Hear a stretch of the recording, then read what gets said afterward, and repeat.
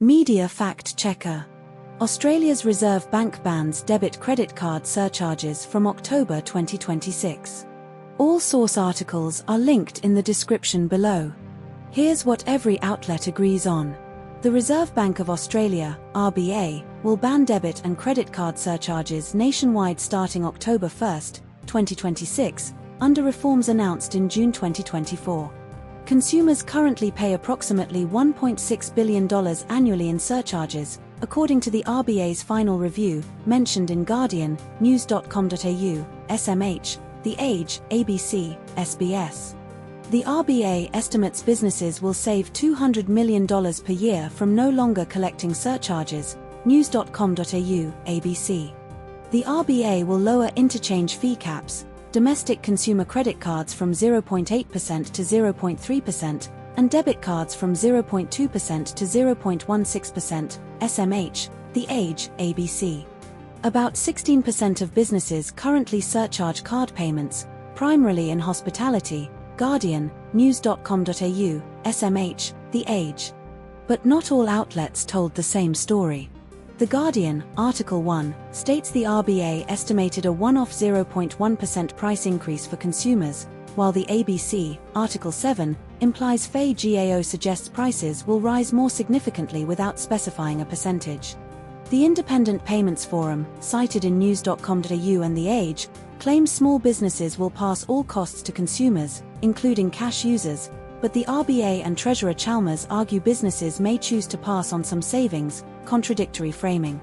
The Guardian, Article 1, reports the Australian Hotels Association saying surcharges wouldn't make coffee or beer cheaper, while the RBA, cited in multiple sources, states the reforms aim to reduce consumer confusion and improve transparency, not necessarily lower prices.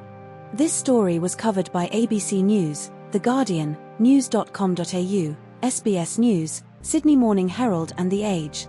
Subscribe to Media Fact Checker for daily Australian news analysis. Media Fact Checker. Melbourne Storm forward Tui Kamikamica hospitalized after suspected stroke. All source articles are linked in the description below. Here's what every outlet agrees on.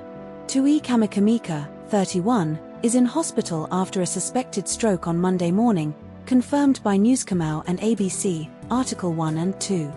Kamikamica played 25 minutes for Melbourne Storm in their 28-24 loss to North Queensland Cowboys on Saturday, per ABC, Article 2 and 3. The club released a statement asking for privacy and stating Kamikamica is receiving treatment from hospital specialists alongside Storm medical staff, per Newscomau and ABC, Article 1 and 2. Kamikamica has made 142 appearances for Melbourne Storm since his NRL debut in 2017, per ABC, Article 2 and 3. Eli Katoa is out for the season due to surgery for bleeding on the brain from head knocks while playing for Tonga in November 2023, per Newscomau and ABC, Article 1 and 2. But not all outlets told the same story. Newscomau mentions Kamikamica came off the bench in the loss to North Queensland, Article 1, while ABC states he played 25 minutes in the match, Article 2 and 3. Newscomau does not mention Kamikamica's discharge from hospital, while ABC, Article 3, confirms he was discharged to begin rehabilitation. This story was covered by ABC News and News.com.au. Subscribe to Media Fact Checker for daily Australian news analysis. Media Fact Checker. Man accused of bombing Invasion Day rally may plead insanity defense. All source articles are linked in the description below. Here's what every outlet agrees on. Liam Alexander Hall, 32, is accused of allegedly throwing a homemade fragment bomb filled with ball bearings and screws into a crowd of about 2,500 people at an Invasion Day rally in Perth CBD on January 26, 2026. The device did not detonate, causing no injuries but prompting widespread evacuations and outrage, particularly among Indigenous Australians. Hall faces charges including engaging in a terrorist act, making or possessing explosives under suspicious circumstances, and intent to harm or endanger life. Hall's lawyer, Simon Freitag, plans to seek a Section 27, insanity, defense, requiring a psychiatric report before entering a plea in late May. Hall is currently detained at Western Australia's Franklin Centre psychiatric facility for criminally insane prisoners. But not all outlets told the same story.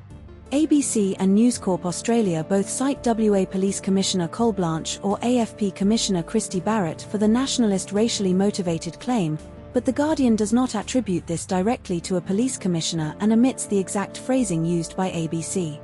The Guardian states Hall is currently undergoing treatment at the Franklin Centre, while ABC and News Corp Australia describe him as detained or remanded in custody at the facility, suggesting a subtle difference in legal status. ABC reports Hall did not appear in person at the Perth Magistrates Court on Tuesday, but The Guardian states he was scheduled to appear via video link from the Franklin Centre and did not attend, with the case adjourned. This story was covered by ABC News, The Guardian, and news.com.au.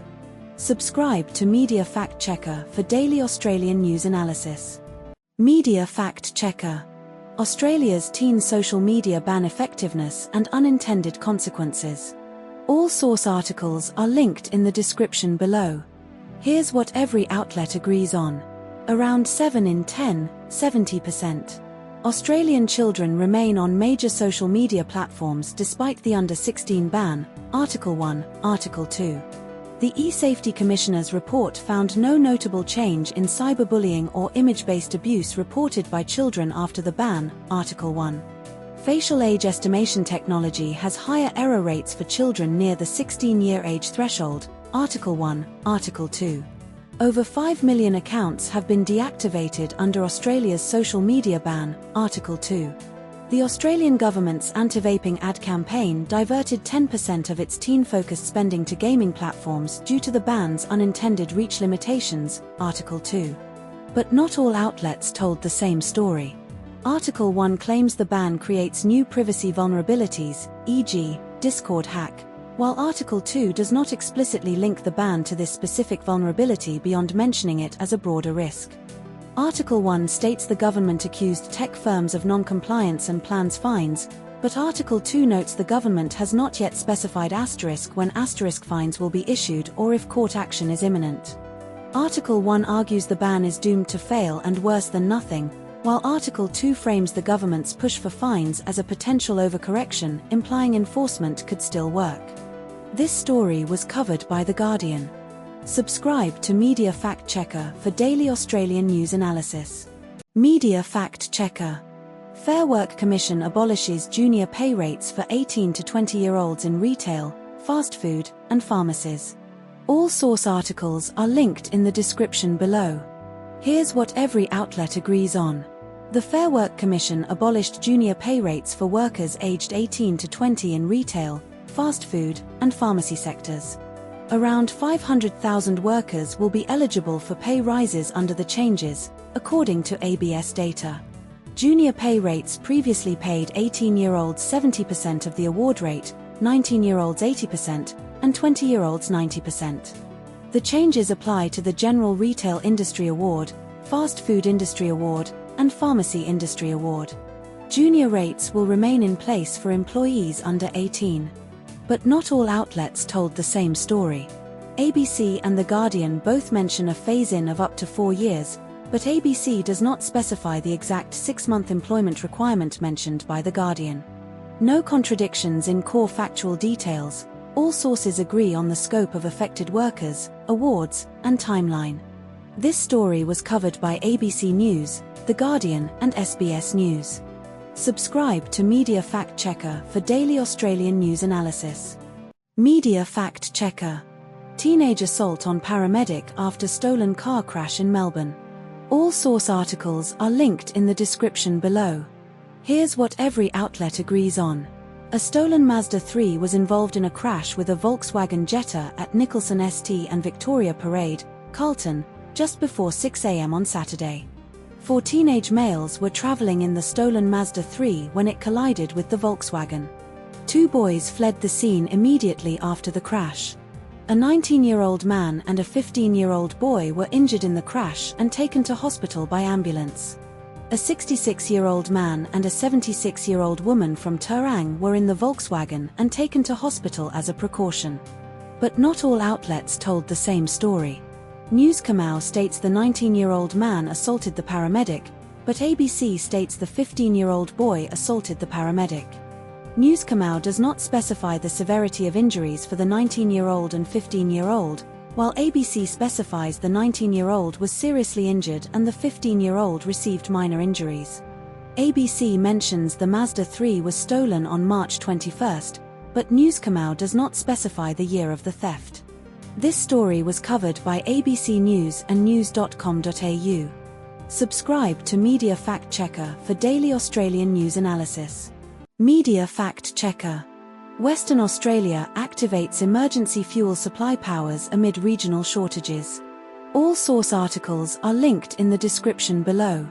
Here's what every outlet agrees on. WA Premier Roger Cook activated emergency powers under the Fuel, Energy and Power Resources Act 1972 to address fuel supply issues. Energy Minister Amberjade Sanderson stated the government invoked emergency powers to force fuel companies to disclose supply chain details, including fuel volumes, distribution points, and frequency of distribution. Only 3 of the 6 major fuel suppliers voluntarily provided supply chain information after the government's initial request. The government will impose penalties of up to $100,000 per day for corporations and $10,000 per day for individuals on non-compliant suppliers. The emergency powers are distinct from the broader state of emergency orders used during COVID-19. But not all outlets told the same story. ABC and News Kamau mention Prime Minister Albanese's national address and conservation measures, but SBS does not reference this. ABC and News Kamau both note the government's focus on diverting fuel to regional areas, while SBS does not specify this as a key goal.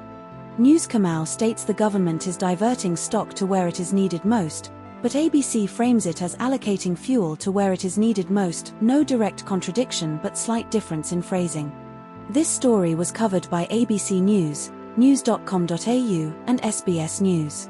Subscribe to Media Fact Checker for daily Australian news analysis. Media Fact Checker. Australia's 2026 private health insurance premium hikes and cost of living impact. All source articles are linked in the description below. Here's what every outlet agrees on. Private health insurance premiums in Australia will rise by an average of 4.41% on April 1, 2026, the largest increase in nearly a decade. For-profit insurers like AIA Health Insurance, 5.98%, NIB, 5.47%, Medibank, 5.1%, and Bupa, 4.8%, are implementing higher increases compared to not-for-profit funds like GMHBA, 1.98%. HCF's Hospital Optimal Gold cover will increase by 25%, adding approximately $167 annually for singles and $330 for families. Insurers attribute premium hikes to rising hospital wages, medical technology costs, Australia's aging population, and increased demand for mental health and chronic disease services post-pandemic.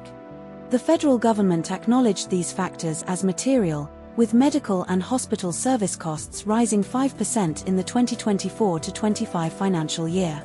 But not all outlets told the same story.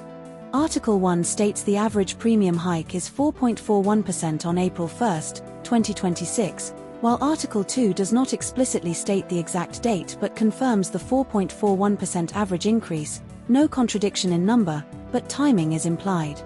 No contradictions found regarding the specific percentage increases for insurers like AIA, NIB, Medibank, or Bupa between the two sources. Article 1 mentions the federal government asked insurers to resubmit their premium requests multiple times, while Article 2 does not reference this detail. This story was covered by news.com.au. Subscribe to Media Fact Checker for daily Australian news analysis. Media Fact Checker. Romanian trio charged for wallet-dropping scam targeting elderly Queensland shoppers. All source articles are linked in the description below. Here's what every outlet agrees on. 3 Romanian nationals, 2 men aged 49 and 42, 1 woman aged 29, were arrested in 8 Mile Plains on March 28 for allegedly fleecing elderly victims, ages 70 to 94, at Queensland shopping centres using a wallet-dropping scam. $19,999 was seized from a unit complex in 8 Mile Plains during the arrests. Victims were targeted at shopping centres in Kenmore, Chermside, Strathpine, North Lakes, Buddina, Caloundra, and Laidley while using ATMs or paying for groceries. The 49-year-old man and 29-year-old woman were charged with multiple counts of fraud and theft, 5 and 8 counts respectively, and refused bail. The 42-year-old man was charged with 1 count of stealing and bailed. Police allege the scam involved distracting victims by claiming to have dropped their wallet before stealing cards for fraudulent use. But not all outlets told the same story. Newscomer reports $20,000 seized, while ABC reports almost $20,000 seized. Newscomer states the 42-year-old man was bailed to face Southport Court in early April, but ABC specifies April 8 for his court date. Newscomer mentions the 49-year-old man and 29-year-old woman were charged with numerous counts without specifying, while ABC provides exact counts, 5 and 8 fraud charges respectively. This story was covered by ABC News and news.com.au. Subscribe to Media Fact Checker for daily Australian news analysis. Media Fact Checker. Australian PM Albanese's housing tax reforms and energy crisis response amid Iran war tensions. All source articles are linked in the description below. Here's what every outlet agrees on. Prime Minister Anthony Albanese plans to wind back the capital gains tax discount and negative gearing to address housing affordability. Labor aims to build 1.2 million homes but is on track to miss this target. Albanese's government is rebuilding Australia's fuel stocks, which are below global standards, over 90% depleted. Opposition leader Angus Taylor criticised Albanese's televised address, calling it lacking in answers and leadership. Albanese adopted the coalition's policy to cut the fuel excise days prior to his speech. But not all outlets told the same story. No contradictions found between the two sources. This story was covered by Sydney Morning Herald and The Age. Subscribe to Media Fact Checker for daily Australian news analysis. Media Fact Checker. Australian aid worker Zomi Frankcom's death in Israeli strike and ongoing investigation. All source articles are linked in the description below. Here's what every outlet agrees on. Zomi Frankcom, 43, and 6 World Central Kitchen aid workers were killed in an Israeli drone strike on their humanitarian convoy in Gaza on April 1, 2024. The victims included Australians, Britons, and Poles. The convoy was struck 3 times according to Mal Frankcom, Zomi's brother. Israel's IDF dismissed 2 officers and reprimanded 3 others over the strike, acknowledging violations of rules of engagement. Australia commissioned former Defence Chief Mark Binskin to review the incident. His August 2024 report found a significant breakdown in situational awareness and errors in decision-making but no intent to target the convoy. Binskin's report noted IDF controls failed, leading to misidentification and confirmation bias, but the strike was not knowingly or deliberately directed at the convoy. But not all outlets told the same story. The Guardian and ABC report Ambassador Newman denied the investigation was shelved, but Mal Frankcom, ABC, and Zomi's brother, Guardian, state the case remains open with no updates for 2 years despite other high-profile cases being closed. The Guardian claims Newman said Binskin's access was unprecedented, while Binskin's report, cited by multiple sources, explicitly states he was never given drone audio access. Newscomer and ABC described the IDF dismissing 2 officers and reprimanding 3 over the strike, but no source provides specific names or ranks of those disciplined. This story was covered by ABC News, The Guardian, and news.com.au. Subscribe to Media Fact Checker for daily Australian news analysis. Media Fact Checker. Angus Taylor's car theft and coalition's fuel excise demands amid political crisis. All source articles are linked in the description below. Here's what every outlet agrees on. Angus Taylor's car was stolen on March 27 from an address in Canberra's inner south. The stolen car was located later that day in Turner, a North Canberra suburb. The vehicle was taken to an ACT policing facility for forensic examination. The theft occurred just hours before Taylor was due to attend a press conference at a petrol station with Matt Canavan and Bridget McKenzie. ACT policing confirmed the theft via a statement to reporters. But not all outlets told the same story. News Kamau does not mention the 3-degree temperature or the shirt speculation, while SMH highlights it as a key detail. SMH implies the car theft was likely due to the empty tank, but News Kamau does not address this reason.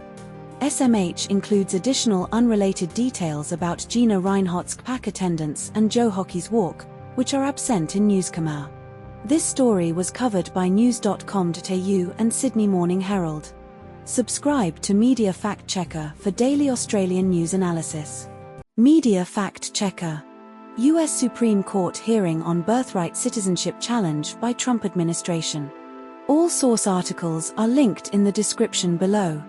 Here's what every outlet agrees on.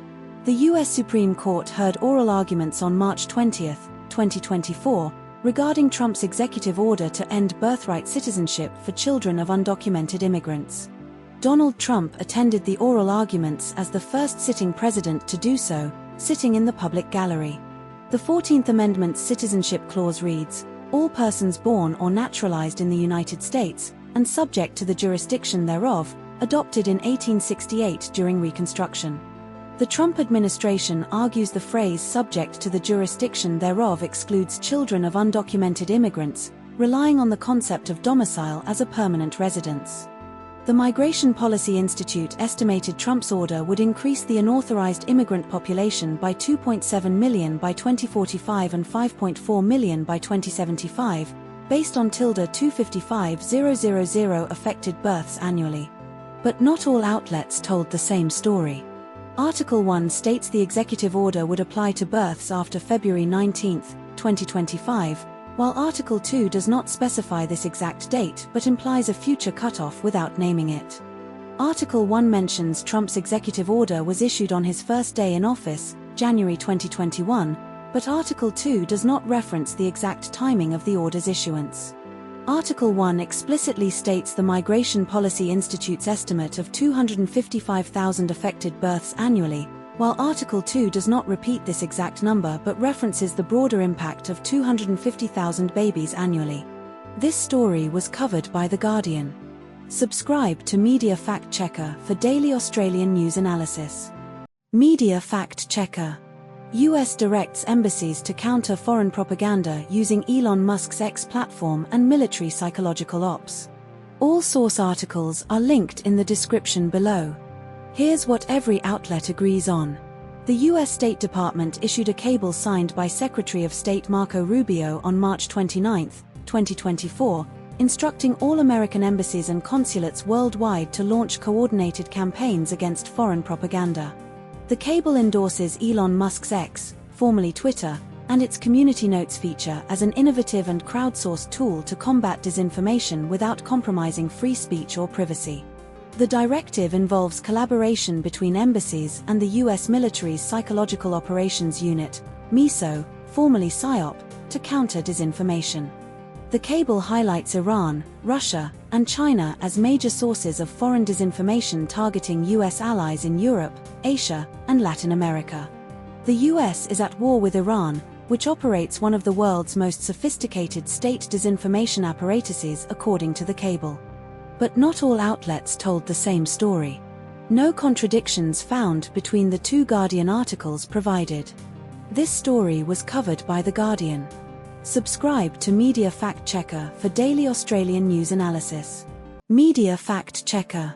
Western Australia faces severe mouse plague threatening agriculture and homes. All source articles are linked in the description below. Here's what every outlet agrees on. CSIRO Research Officer Steve Henry is warning about unprecedented mouse plague levels in Western Australia's cropping zones, Midwest, Wheatbelt, Goldfields Esperance. Mouse numbers in WA grain paddocks exceed 200 to 300 per hectare, with some areas reporting up to 8,000 per hectare, ABC and News Kamau. Mice are chewing through food containers, plastic, milk cartons, in regional homes, with residents reporting unprecedented infestations, ABC. Farmers are encouraged to bait before seeding crops to prevent yield losses, particularly in canola and cereals, ABC and Newskamau. Steve Henry visited WA in 2022 when mouse numbers were high, but this year's outbreak is worse, ABC. But not all outlets told the same story. ABC reports mice numbers in WA grain paddocks are at 200 to 300 per hectare, with some at 8,000, while Newskamau states 4,000 burrows per hectare, implying higher density, but does not specify exact mouse counts for comparison. ABC does not mention federal bait restrictions, but Newskamau states farmers require a federal exemption for ZP50 bait. ABC highlights widespread home infestations with specific examples, e.g., pantry mice, plastic containers, while Newskamau focuses solely on agricultural impacts without home infestation details. This story was covered by ABC News and news.com.au. Subscribe to Media Fact Checker for daily Australian news analysis. Media Fact Checker. Victorian government expands device ban in schools to include smartwatches and headphones. All source articles are linked in the description below. Here's what every outlet agrees on. Victoria will ban mobile phones, smartwatches, with notifications, internet, or recording functions, and headphones in all public, Catholic, and private schools starting January 27, 2027. Mobile phones have been banned in Victorian public schools since 2020, with the policy expanded to non-government schools in 2027. Education Minister Ben Carroll stated the phone ban in public schools improved student focus, learning, behaviour, and socialisation. Smartwatches banned under the new policy must not have notifications, internet connectivity, or recording functions enabled during school hours. Exceptions for devices will apply for students needing them to monitor health conditions. But not all outlets told the same story. Newskamau states the ban will apply to all schools from January 27, 2027, while Theej does not specify an exact date but mentions it will start in Term 1 of 2027. Theej reports the government will unveil new legislation on Wednesday, but Newskamau states the announcement was made on Wednesday morning. ABC reports Parents Victoria supports the ban but advocates for student-led consultation, while Newskamau and Theej do not mention this specific concern from Parents Victoria. This story was covered by ABC News, news.com.au, and The Age. Subscribe to Media Fact Checker for daily Australian news analysis. Media Fact Checker. Australian reality TV star Konrad Bien-Stephen's death at age 35 and public tributes. All source articles are linked in the description below. Here's what every outlet agrees on. Konrad Bien-Stephen died at age 35. Bien-Stephen was a contestant on The Bachelorette 2021 season, hosted by Brooke Blurton. He also appeared on The Challenge and Bachelor in Paradise. Meghan Markle shared a tribute on Instagram about his death on Thursday. Bien-Stephen was in a relationship with singer Thelma Plum in 2023. This story was covered by Sydney Morning Herald and The Age. Subscribe to Media Fact Checker for daily Australian news analysis. Media Fact Checker. Jannik Sinner wins Miami Open title, completing the Sunshine Double and facing Jiri Lehecka in final.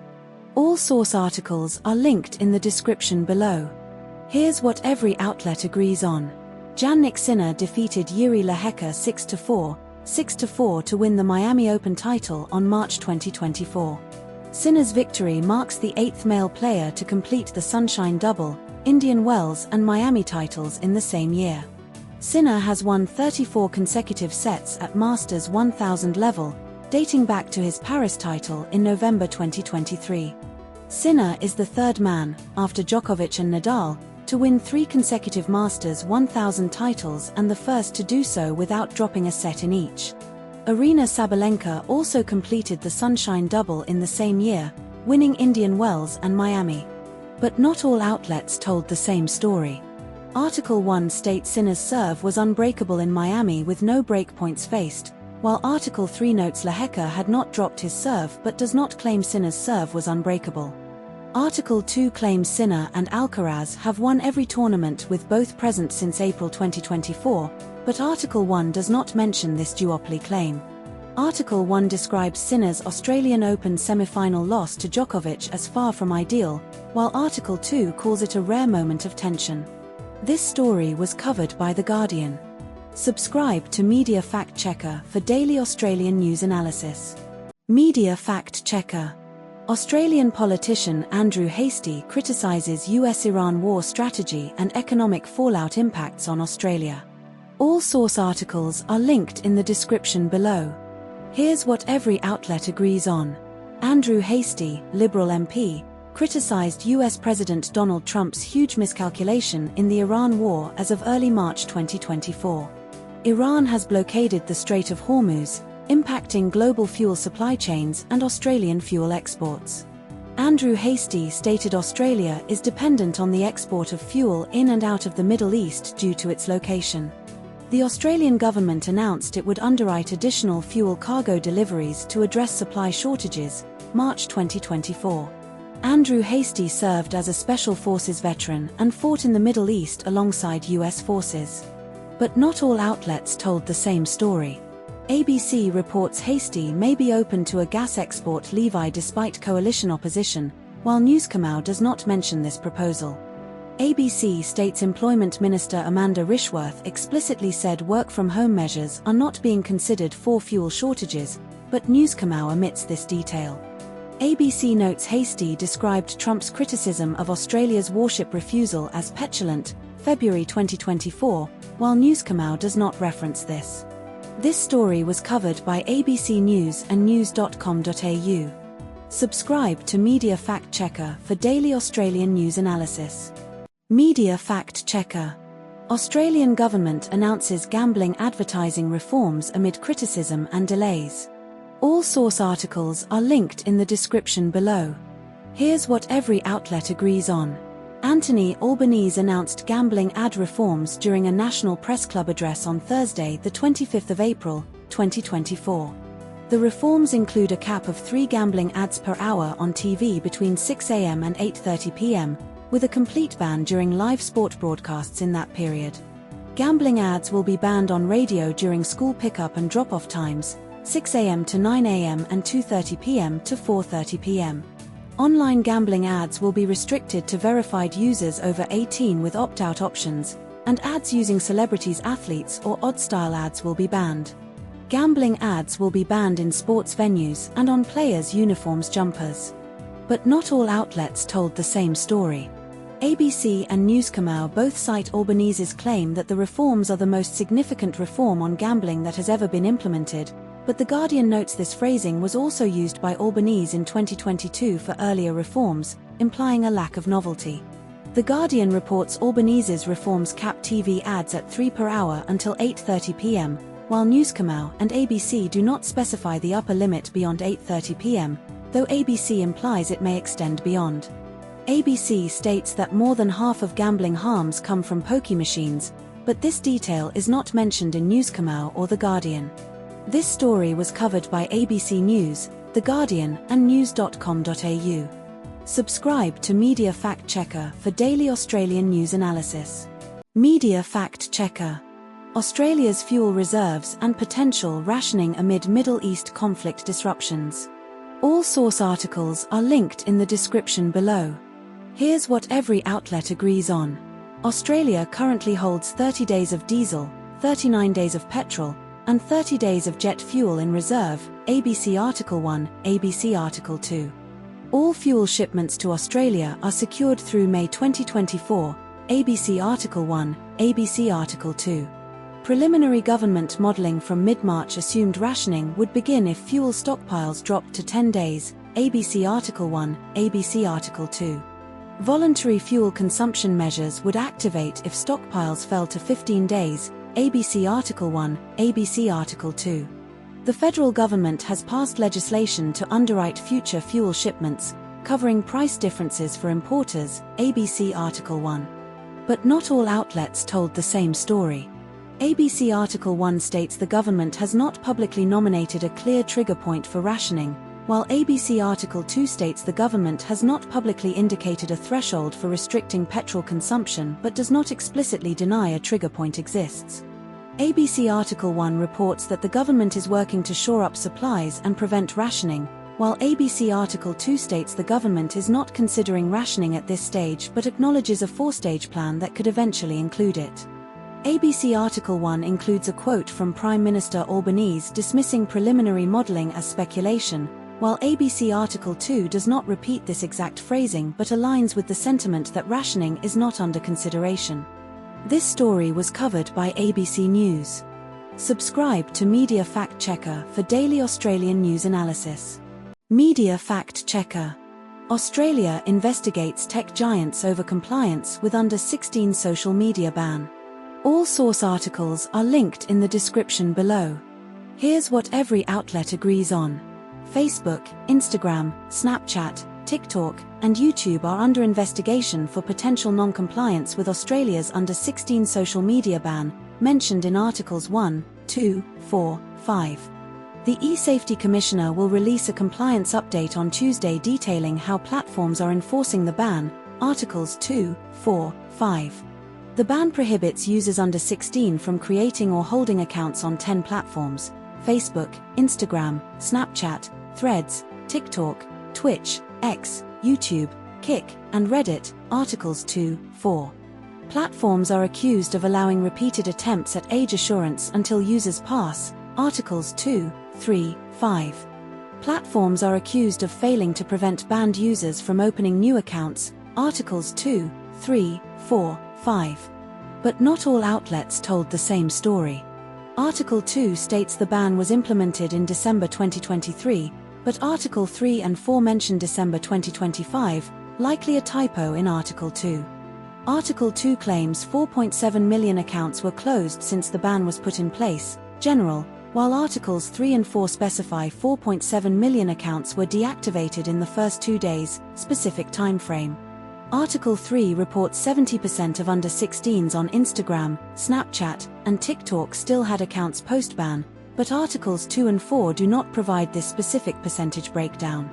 This story was covered by ABC News, The Guardian, news.com.au, and SBS News. Subscribe to Media Fact Checker for daily Australian news analysis. Media Fact Checker. Westpac CEO Anthony Miller warns of Australian recession risks amid inflation and geopolitical tensions. All source articles are linked in the description below. Here's what every outlet agrees on. Anthony Miller, Westpac CEO, warned Australia could slide into a recession due to inflationary pressures and global tensions, stating there is a chance in interviews with ABC and Newscomau, March 2026. The Reserve Bank of Australia, RBA, raised the official cash rate from 3.85% to 4.10% in March 2026, marking the second hike in 2 months, Newscomau and ABC. Westpac and other major Australian banks increased fixed mortgage rates by 0.45 percentage points in March 2026, with NAB offering the lowest fixed rate at 6.04% for a 1-year term, Newscomau. Inflation in Australia rose 3.7% in February 2026, down 0.1% from January but still above the RBA's 2.5% target, ABC. Westpac's chief economist Lucy Ellis forecast 3 more RBA rate hikes by August 2026, ABC and Newscomau. But not all outlets told the same story.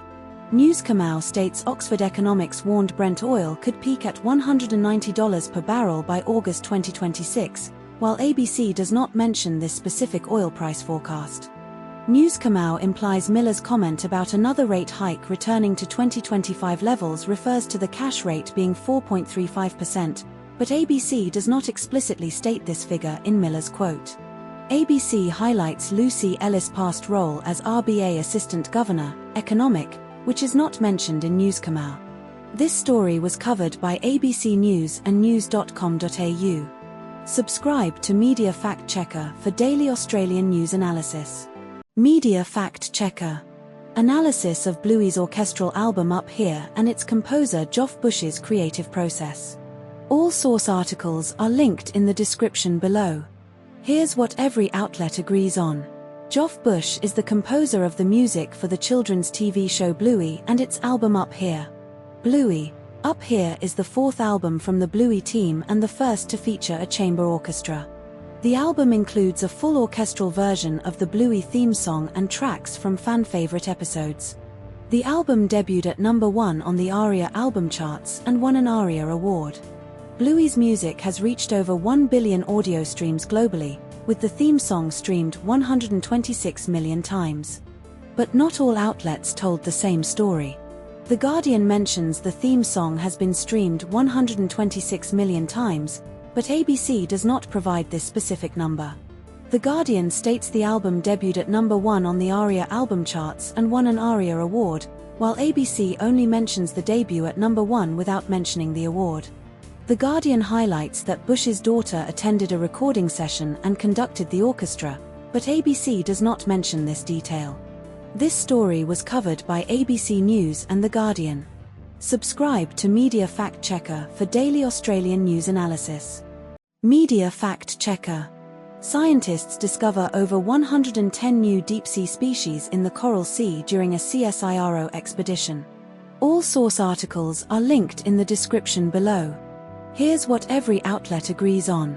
Over 110 new fish and invertebrate species were discovered in the Coral Sea, with scientists expecting the total to exceed 200. The expedition took place aboard the CSIRO's research vessel Investigator, departing Brisbane in October and lasting 35 days. The Coral Sea Marine Park is Australia's largest marine protected area, spanning nearly 1 million square kilometres east of the Great Barrier Reef. Dr. Will White, CSIRO Voyage Chief Scientist, identified 4 new species: a skate, ray, Urolophus genus, deepwater cat shark, Apresturus genus, and a chimera, ghost shark. The voyage collected specimens from waters between 200 meters and 3 kilometers deep, including brittle stars, crabs, sea anemones, and sponges. But not all outlets told the same story. The Guardian states the expedition traveled as far as Mellish Reef, 1000 kilometer off Queensland, but ABC does not mention this specific location. The Guardian reports the maximum depth sampled was 3 kilometers, while ABC specifies 3,900 meters, 3.9 kilometers, as the deepest depth surveyed. The Guardian describes the expedition as very limited data on deepwater biodiversity, while ABC calls it one of the poorest known deepwater faunas, slightly different phrasing but similar implication.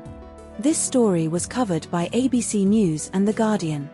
Subscribe to Media Fact Checker for daily Australian news analysis. Media Fact Checker. Scientists create first 3D map of clitoral nerves after decades of neglect. All source articles are linked in the description below. Here's what every outlet agrees on.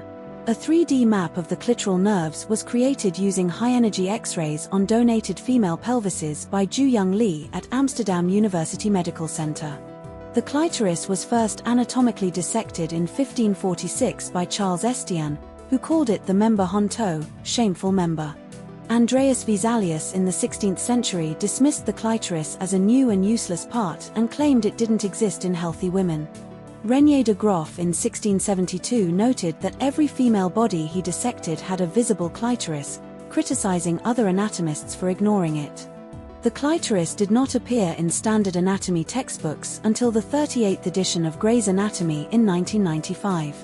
But not all outlets told the same story.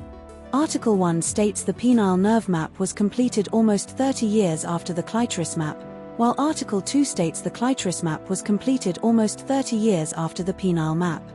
Article 1 implies the clitoris was first anatomically described in 1546 by Estienne, but does not mention Vesalius' dismissal of it in the same sentence as Article 2 does. Article 1 does not mention the specific number of nerve branches, 5, or their width, 0.7 millimeters, detailed in Article 2. This story was covered by The Guardian. Subscribe to Media Fact Checker for daily Australian news analysis. Media Fact Checker. Tottenham Hotspur fires interim manager Igor Tudor amid relegation crisis. All source articles are linked in the description below. Here's what every outlet agrees on. Tottenham Hotspur fired interim manager Igor Tudor after 7 matches and 44 days in charge, with a mutual agreement on his departure announced on March 25, AEST. Tudor's final match in charge was a 3-0 home loss to Nottingham Forest on March 22, leaving Spurs 1 point above relegation with 7 games remaining. Tottenham's 50-year Premier League streak is at risk, with the club currently 1 place and 1 point above the relegation zone. Tudor was hired on February 14 to replace Thomas Frank, with a contract until the end of the season. Tottenham lost 5 of Tudor's 7 league matches, including 4 straight losses at the start of his tenure. But not all outlets told the same story. ABC mentions former Spurs manager Harry Redknapp expressed interest in the role before Tudor's departure, but The Guardian does not mention Redknapp's interest. ABC states Tudor's first match was a 4-1 loss to Arsenal, while The Guardian does not specify the score of Tudor's first match but confirms it was a loss. ABC highlights that Tudor's father's death occurred after the Nottingham Forest match, but The Guardian does not explicitly state the timing of the death relative to the match. This story was covered by ABC News and The Guardian. Subscribe to Media Fact Checker for daily Australian news analysis. Media Fact Checker. Carlton AFL team's persistent late-game collapses under coach Michael Voss. All source articles are linked in the description below. Here's what every outlet agrees on. Michael Voss is the current Carlton AFL coach. Carlton lost to Melbourne by 23 points on Sunday after leading by 43 points at one stage. Carlton has repeatedly surrendered large leads in recent games, e.g., 30 points in 2023 preliminary final, 41 points versus Richmond in 2023. Carlton's 2024 season record is 9 wins and 14 losses, finishing 11th in 2023. Carlton's 2023 preliminary final loss to Brisbane involved a 5-goal lead in the first quarter. But not all outlets told the same story. The Guardian claims Carlton's bulldozing football style is unsustainable and easily scouted, while ABC does not discuss tactical style in detail. The Guardian suggests Carlton's decision to retain Voss was flawed and they backed the wrong horse, but ABC does not criticise the decision. The Guardian mentions Carlton's nebulous pressure rating and tactical struggles in depth, while ABC focuses only on late-game fadeouts without tactical analysis. This story was covered by ABC News and The Guardian. Subscribe to Media Fact Checker for daily Australian news analysis. Media Fact Checker. US Vice President JD Vance's comments on UFOs, UAPs, and his belief in extraterrestrial beings as demons. All source articles are linked in the description below. Here's what every outlet agrees on. JD Vance appeared on the conservative podcast The Benny Show, released on Saturday, June 2024, discussing his obsession with UFOs and unidentified anomalous phenomena, UAPs. Vance stated he has not yet reviewed the UAP files that President Trump has promised to release, replying, "I actually haven't," when asked about them. Vance claimed he does not believe in aliens but instead considers them demons, referencing a Christian understanding of supernatural beings. The U.S. Cybersecurity and Infrastructure Security Agency, CISA, registered the domains alien.gov and aliens.gov in May 2024, adding them to the official government website registry. Donald Trump announced on Truth Social that he instructed agencies to begin releasing government files related to alien and extraterrestrial life. But not all outlets told the same story. Article 1 states Vance's podcast was released on Saturday, while Article 2 does not specify the exact date but implies it was recent. Article 1 frames Vance's comments as serious and tied to broader political and religious discourse, while Article 2 presents them as satirical and rooted in personal discontent. Article 1 mentions Vance's notable silence about Donald Trump's war in the Middle East, but Article 2 does not reference this context. This story was covered by The Guardian. Subscribe to Media Fact Checker for daily Australian news analysis. Media Fact Checker. Cyclone Narelle devastates Western Australia's Pilbara and Gascoyne regions in March 2026. All source articles are linked in the description below. Here's what every outlet agrees on. Cyclone Narelle made landfall near Coral Bay, WA, on Friday evening, March 28, 2026, as a Category 4 system with winds exceeding 250 km per hour, ABC, Guardian, Newscamau, ABC Live. Exmouth, 1,250 km north of Perth, suffered catastrophic damage including obliterated airport infrastructure, roof damage, flooding, and power outages. Guardian, ABC, Newscamau, ABC Live. The town's evacuation centre was damaged, forcing 50 people to evacuate. Guardian, ABC. Cyclone Narelle caused widespread flooding in the Lyons and Gascoyne river catchments, with water levels expected to rise further. Guardian. Chevron's Gorgon and Wheatstone LNG plants in the Pilbara experienced production outages due to the cyclone. Guardian, ABC. But not all outlets told the same story. The Guardian, Article 1, states Narelle weakened to a Category 3 system northeast of Kalbarri and Jailton, while ABC, Article 5, reports it was downgraded to Category 2 by the time it approached Carnarvon. Newscamau, Article 4, reports wind gusts of 180 to 190 km per hour in Carnarvon, but The Guardian, Article 5, and ABC, Article 6, cite gusts of 100 to 133 km per hour in the same area. ABC, Article 3, describes Narelle as a Category 4 system at Exmouth with winds of 250 km per hour, while Newscamau, Article 4, states it was a Category 3 system with gusts exceeding 170 km per hour. This story was covered by ABC News, The Guardian, and news.com.au. Subscribe to Media Fact Checker for daily Australian news analysis. Media Fact Checker. Federal judge dismisses most of Blake Lively's sexual harassment claims against Justin Baldoni in It Ends With Us case. All source articles are linked in the description below. Here's what every outlet agrees on. Federal Judge Lewis Lyman dismissed 10 of Blake Lively's 13 claims against Justin Baldoni, including sexual harassment, conspiracy, and defamation. Guardian, ABC. Only 3 claims remain: breach of contract, retaliation, and aiding and abetting in retaliation. Guardian, ABC. Judge Lyman ruled Lively was an independent contractor, not an employee, so her sexual harassment claims under Title VII were invalid. Guardian, ABC. The trial is scheduled for May 18, 2025. Guardian, ABC. It Ends With Us grossed over $350 million globally and premiered in August 2024. Guardian, ABC. But not all outlets told the same story. Guardian reports Baldoni's lawyer called the defendants very good people and denied sexual harassment, while ABC does not include this direct quote from Friedman.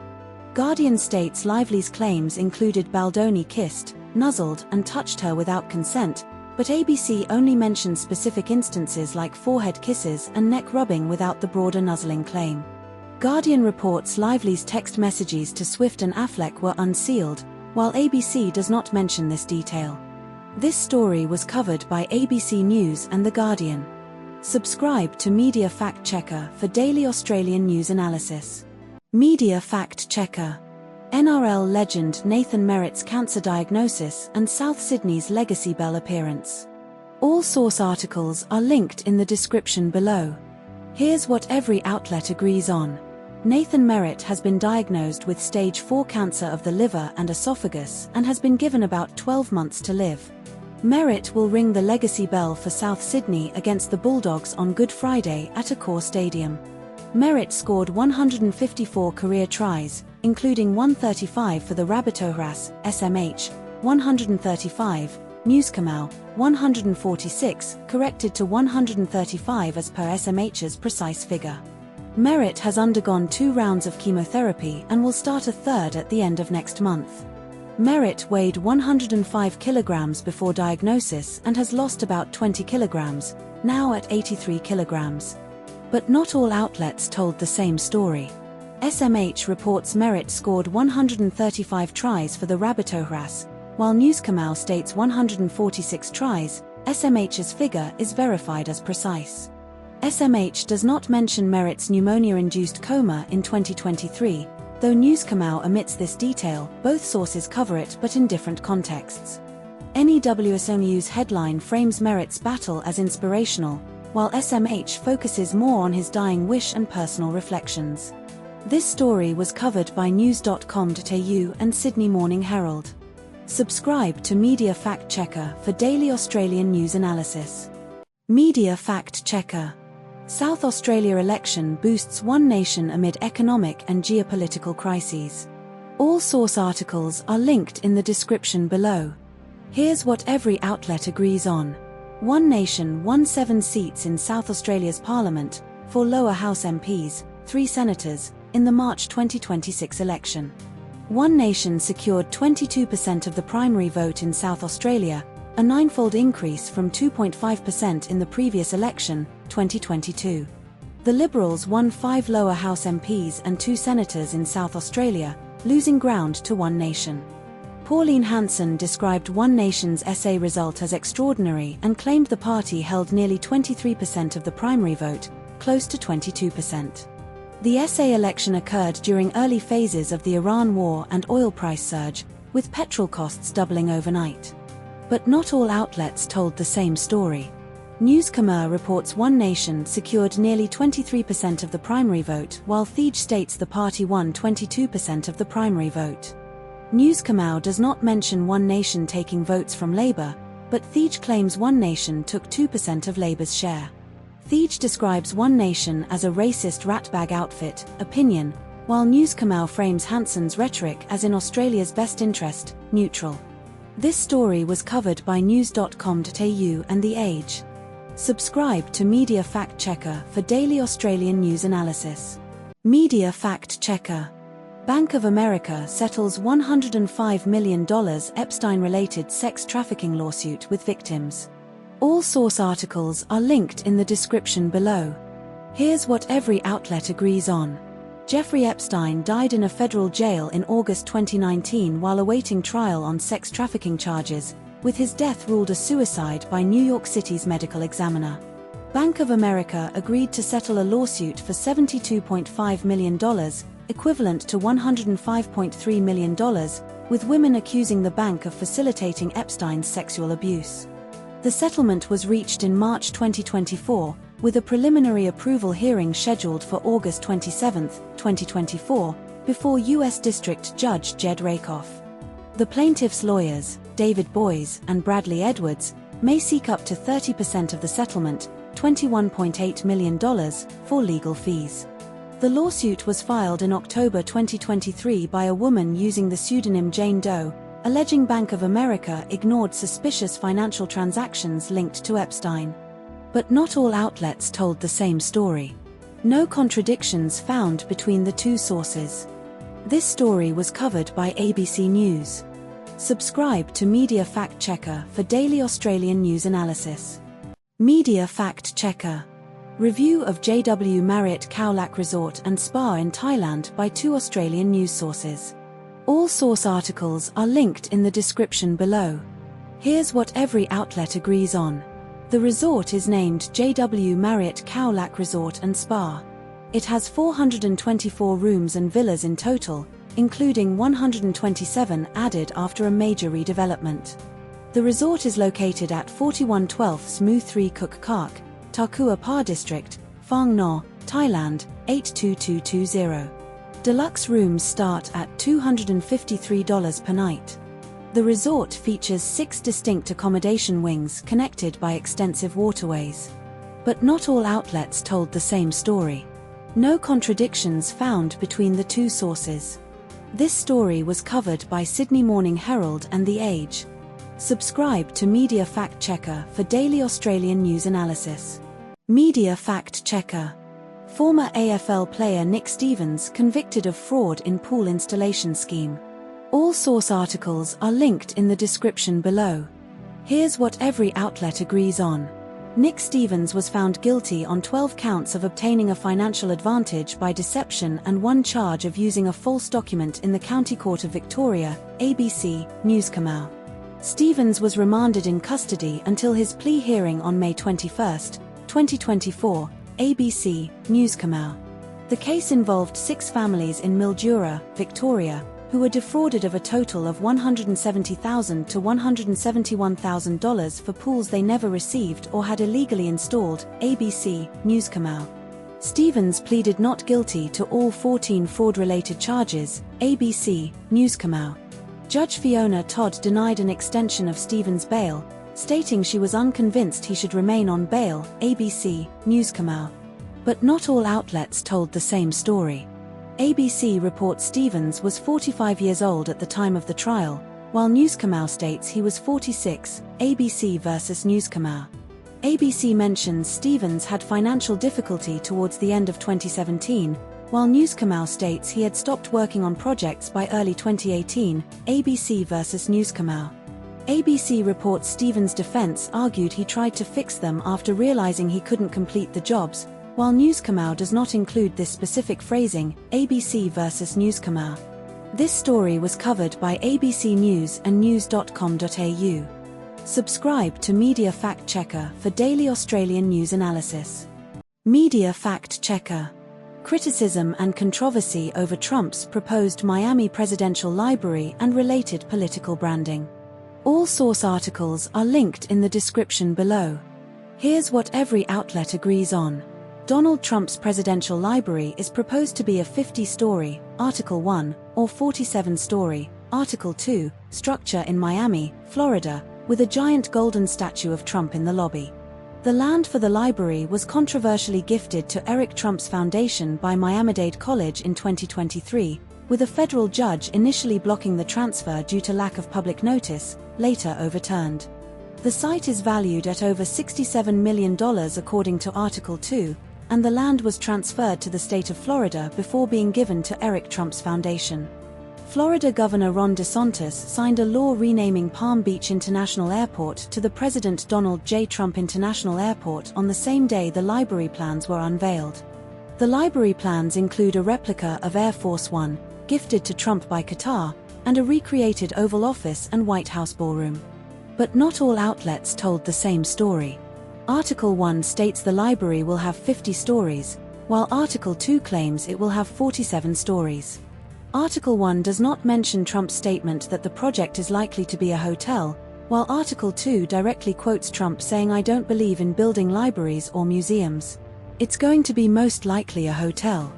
Article 1 does not reference the Obama Presidential Center's budget escalating to $850 million or its alleged gentrification impacts, which Article 2 includes.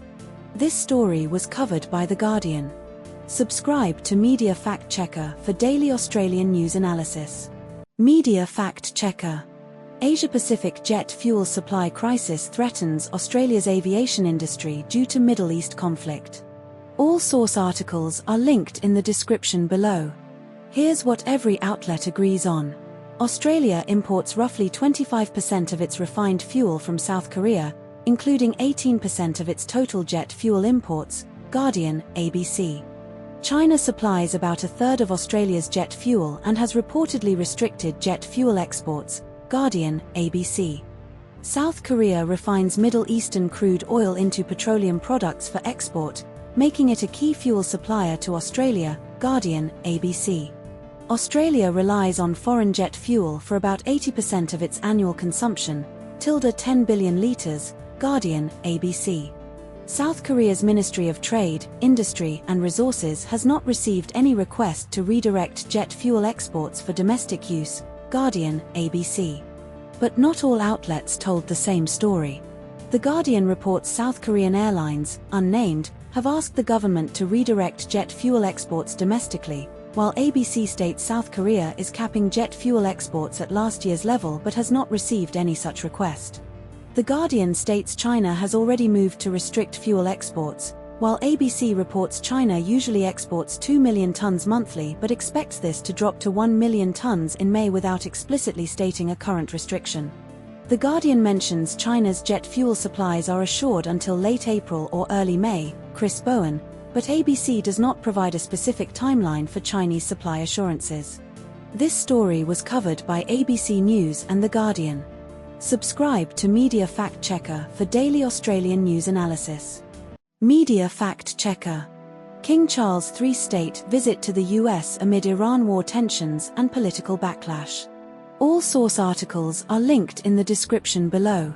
Here's what every outlet agrees on. King Charles III and Queen Camilla will visit the US as a state visit between April the 27th and 30th, 2025, per both sources. The visit is the first by a British monarch to the US in nearly 20 years, following Queen Elizabeth II's 2007 trip, per both sources. King Charles is expected to address the US Congress during the visit, per both sources. Donald Trump confirmed the visit on Truth Social, stating he greatly respects the king and looks forward to meeting him, per both sources. France, Spain, and Italy have restricted US military airspace or denied landing rights for US warplanes over Iran war operations, per both sources. But not all outlets told the same story. ABC states Trump called UK aircraft carriers toys and unwanted last week, but The Guardian does not quote this exact criticism. ABC reports Trump's Truth Social post urging the UK to go and get their own oil from the Strait of Hormuz, while The Guardian only mentions contempt without this specific quote.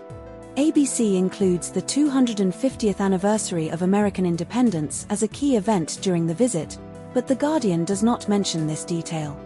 This story was covered by ABC News and The Guardian. Subscribe to Media Fact Checker for daily Australian news analysis. Media Fact Checker. Nepal's former PM KP Sharma Oli arrested over alleged role in deadly protest crackdown. All source articles are linked in the description below. Here's what every outlet agrees on. KP Sharma Oli, 74, and former Home Affairs Minister Ramesh Lehecka were arrested on Saturday, June 2025, over alleged involvement in the deaths of protesters during the Gen Z uprising in September 2024. The arrests occurred at their residences in Kathmandu, with police using riot gear and transporting them to the Kathmandu District Police Office. A leaked government report recommended 10 years in prison for Oli, Lehecka, and the former police chief for their alleged role in the crackdown, stating no effort was made to stop or control the firing and that minors died due to negligence. At least 19 protesters were killed when police opened fire during the Gen Z protests in September 2024, with the unrest spreading nationwide the following day and additional deaths reported. Balendra Shah, a rapper-turned-politician, was sworn in as Nepal's new Prime Minister on Friday, June 2024, following a landslide election victory promising justice for the protest-related killings. But not all outlets told the same story. The Guardian reports 19 protesters were killed on the first day of protests, while ABC states 76 protesters were killed during the entire crackdown. The Guardian mentions the unrest spread nationwide the following day with dozens more deaths, but ABC does not specify additional deaths beyond the 76 total. The Guardian states the arrests came less than 24 hours after Nepal's new Prime Minister Balendra Shah and his cabinet were sworn into office, June 2025, while ABC and SBS do not specify the exact timing relative to Shah's swearing-in. This story was covered by ABC News, The Guardian, and SBS News. Subscribe to Media Fact Checker for daily Australian news analysis.